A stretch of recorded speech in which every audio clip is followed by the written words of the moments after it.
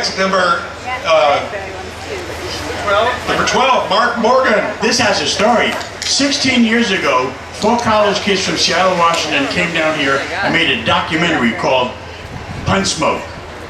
One of those 4 documentarians is now a filmmaker in Los Angeles, and he's our next candidate. Mark Morgan.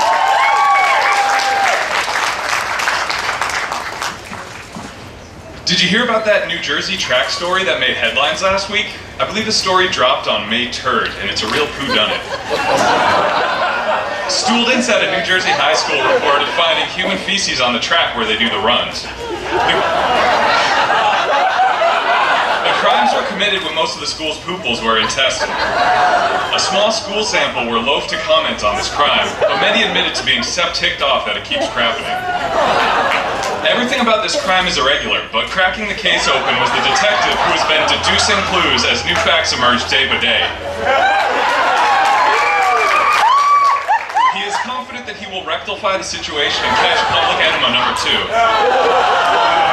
The investigation felt backed up for a long time, until a witness claimed she identified the Superintendent of Stools squat in the act. When confronted, the superintendent said, "I don't bow well to threats. I'm not going to let her drag my name through the gutter, and if she persists, I'll have to sue her." It's a null and void case. But when asked who he suspected, the superintendent said, "Gee, I don't know. But the dire reality is, we're in America, and in continents like this, we have something called drocess. I'm not guano rest until this nightmerde is over and done with." People are calling on the guilty potty to be man and confess to this heinous crime. A police analyst agreed, saying, "This coprophilia. When you look at his alibi, it's scatagorically loose." He then went on to plug his books and said, "You should start with manure release, the DaVinci Commode."